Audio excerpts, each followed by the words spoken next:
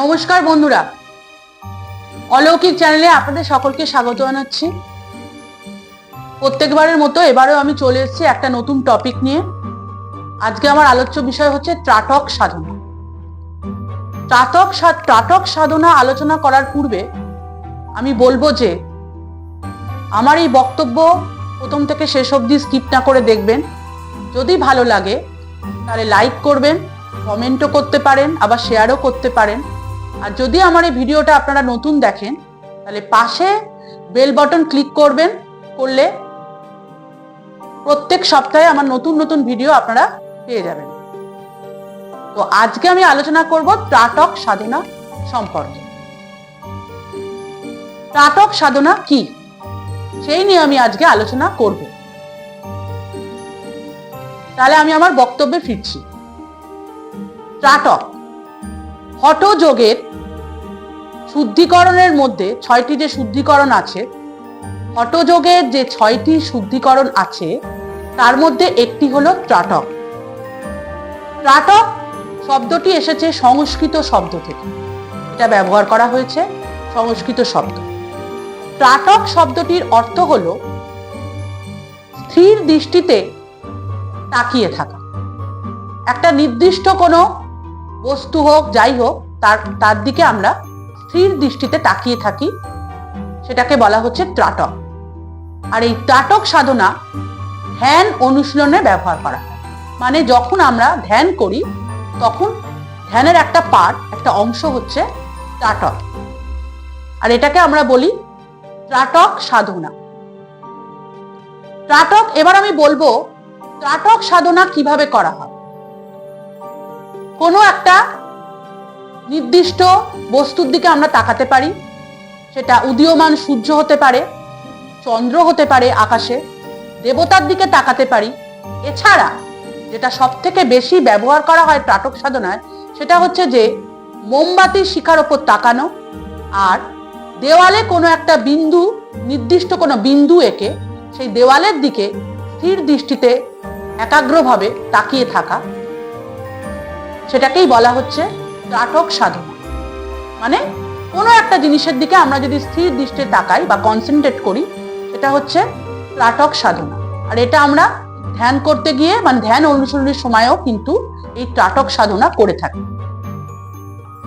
এই ত্রাটক সাধনা অনেক সময় তান্ত্রিকরা কিন্তু এই ত্রাটক সাধনা করে থাকে, যোগীরাও কিন্তু এই ত্রাটক সাধনা করে থাকে। মানে ধ্যান অনুশীলনে কিন্তু এই ত্রাটক সাধনাটা করা হয় বেশিরভাগ। আমরাও নিজেরাও ত্রাটক সাধনা বাড়িতে বসে করতে পারি। সেটা কিভাবে করব সে একটা পদ্ধতি আছে। তার আগে বলবো যে এই ত্রাটক সাধনা করতে গেলে কি হয়, কি হয়। ত্রাটক সাধনা যদি আমরা করি তাহলে আমাদের অন্তর্দৃষ্টির বিকাশ ঘটে, আর এই অন্তর্দৃষ্টির বিকাশের সঙ্গে সঙ্গে আমাদের জ্ঞান ও ভেতরের জ্ঞানও প্রজ্বলিত হয়। এছাড়া ত্রাটক সাধনা নিয়মিত করলে আমরা অতীত বা ভূত, এটাকে আমি যাই বলি না কেন, ভূত, বর্তমান এবং ভবিষ্যৎ, এই তিনটে দিক সম্পর্কে আমরা ধারণা পেতে পারি। ত্রাটক সাধনা জেনারেলি আমরা করে থাকি একটা মোমবাতির শিখা জ্বালিয়ে। এছাড়াও আমরা দেওয়ালে একটা কোনো কালো বিন্দু করে ত্রাটক সাধনা করে থাকি। ত্রাটক সাধনা কিভাবে করা হয় এবার আমি বলবো। সেটা হচ্ছে যে একটা মোমবাতির শিখা আপনারা জ্বালালেন, তার থেকে 3-4 ফুট দূরে বসে থাকলে একটা আসন পাতলেন এবং সেই মোমবাতির শিখার দিকে এক দৃষ্টিতে চোখ না ফেলে তাকিয়ে থাকা। এটা আপনারা কতক্ষণ করতে পারবেন জানি না। যদি আপনারা নতুন হন তাহলে সেটা চেষ্টা করবেন প্রথম 40 মিনিট করার, তারপর আস্তে আস্তে 5 মিনিট করবেন, এইভাবে বাড়াবেন।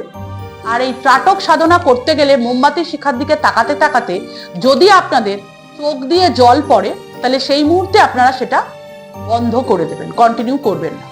তারপর চোখটাকে বন্ধ করবেন, আস্তে আস্তে চোখটাকে খুলবেন এবং ধীরে ধীরে আবার আপনারা স্টার্ট করবেন মোমবাতির শিখার দিকে তাকাতে।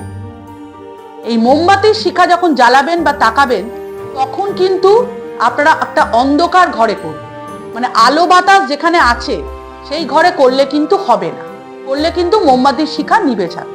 তাই আপনাদের ত্রাটক সাধনা করতে গেলে যখন আপনার মোমবাতির শিখা জ্বালিয়ে ত্রাটক সাধনা করবেন, তখন কি করবেন, তখন আপনারা জানলা দরজা বন্ধ করে দেবেন, যাতে হাওয়া বাতাস আলো কিছু যাতে ঢুকতে না পারে, এবং আস্তে আস্তে কি করবেন না, একাগ্রভাবে সেই মোমবাতির শিখার দিকে এক দৃষ্টিতে তাকিয়ে থাকবেন বা কনসেন্ট্রেটও করবেন। তাকালে কি হবে, আপনাদের চোখ দিয়ে কিন্তু জল পড়তে পারে, এই জন্য স্থির দৃষ্টিতে আস্তে আস্তে বন্ধ করে দেবেন এবং তারপর কন্টিনিউ করবেন। কিন্তু যদি আপনারা দেয়ালে কোনো বিন্দু এঁকে কনসেন্ট্রেট করেন বা স্থির দৃষ্টিতে তাকান, আর সেই সময় যদি সেটা করতে করতে ত্রাটক সাধনা করেন, তাহলে জানলা বন্ধ করার কোনো দরকার নেই। সেই মোমবাতি শিখাতে তো করছেন না, সেটা আপনি করছেন জানলায় কোনো একটা বিন্দু এঁকে, এবং সেখানে আপনারা তাকিয়ে থাকতে পারেন এবং এক দৃষ্টিতে তাকাবেন। এছাড়াও আপনারা ত্রাটক সাধনা করতে পারেন চোখটাকে বেঁকিয়ে বেঁকিয়ে, ভুরুর দিকে তাকিয়ে বা নাকের দিকে এক নজরে তাকিয়ে নিচে, সেইভাবেও কিন্তু আপনারা ত্রাটক সাধনা করতে পারেন। এবার আমি বলবো যে ত্রাটক সাধনা করলে আর কি কি উপকার পাওয়া যায়। ত্রাটক সাধনা করলে যেমন ভূত, বর্তমান, ভবিষ্যৎ জ্ঞান আমরা যেমন পাই, তার সঙ্গে সঙ্গে আমাদের কি হয় না, চোখের যে পেশিগুলো আছে সেগুলো শক্তিশালী হয়। চোখের বিভিন্ন রোগ বা চোখের যে ব্যথা আপনারা যে পান, যে ঘুম থেকে উঠলে যে চোখের ব্যথা হয়, অনেক সময় অনেকের হয়, সেটা যদি ত্রাটক সাধনা যদি করেন, তাহলে কিন্তু এই চোখের ব্যথার উপশম হয়, দূর হয়ে যায় চোখের ব্যথা, এবং চোখটা আস্তে আস্তে দৃষ্টিশক্তি খুবই প্রবল হয়। তাছাড়া আপনাদের স্মৃতিশক্তি কিন্তু বৃদ্ধি পায়, মানে মস্তিষ্কের বিভিন্ন অসুখ যেগুলো আছে সেগুলোও কিন্তু দূর হয়। এছাড়াও আপনাদের মাথা ব্যথা, মাইগ্রেন, এই সমস্ত যে অসুখগুলো যেগুলো আছে মাথায়, সেগুলোও কিন্তু উপশম হয়। এছাড়া কি হয়, এছাড়া আপনাদের চেহারার কিন্তু লাবণ্য বাড়ে, তার ফলে কি হয়, বিভিন্ন মানুষ আপনার প্রতি অ্যাট্রাক্ট হয়, আকর্ষণ অনুভব করে। এছাড়াও আপনাদের কি হয় না, আপনাদের বিভিন্ন অসুখ, ভেতরের যে অসুখ আছে, মানসিক রোগ যদি কারো হয়, সেটাও কিন্তু উপশম হয়ে যায়। স্মৃতিশক্তিও আস্তে আস্তে ফিরে আসে। আর চোখের যে সমস্যাগুলো আছে, চোখ দিয়ে জল পড়া, এগুলোও কিন্তু বন্ধ হয়ে যায়, এই সমস্ত হয়। তো ত্রাটক সাধনা যদি আপনারা করেন, এটা যদি বেশি করেন, মানে কোনো জিনিসের দিকে বেশি তাকিয়ে থাকেন, বেশি যদি করেন, তাহলে কিন্তু এটার কিন্তু একটা নেগেটিভ এফেক্ট পড়ে। যেমন বেশি অতিরিক্ত করলে ত্রাটক সাধনা, তাতে কিন্তু অনেক সময় দেখা যায় যে চোখেরও অসুখ হয়, আর কি হয়, মানসিকভাবে আপনারা ভেঙে পড়েন। অনেক সময় দেখা যায় যে মেন্টাল স্ট্রেস হয় এবং বিভিন্ন মানসিক অসুখ দেখা যেতে পারে, মানে মানসিকভাবে বিপর্যস্ত হয়ে পড়তে পারে। তাই ত্রাটক সাধনা করতে গেলে গুরুর নির্দেশ নিয়েই এই সাধনা করা উচিত। তো আজকে আমি আলোচনা করলাম ত্রাটক সাধনা সম্পর্কে, যে এটা কিভাবে করা হয় এবং এই ত্রাটক সাধনা করতে গেলে মানে কি কি উপকার আপনারা পেতে পারেন, সেই সম্পর্কে আমি আজকে অলৌকিক চ্যানেলে আলোচনা করলাম। পরবর্তী পর্বে চোখ রাখবেন, আমি আরো নতুন ইন্টারেস্টিং ভিডিও নিয়ে আসবো। আমার বক্তব্য আমি আজকে এখানেই শেষ করছি। আপনারা সবাই ভালো থাকবেন। নমস্কার।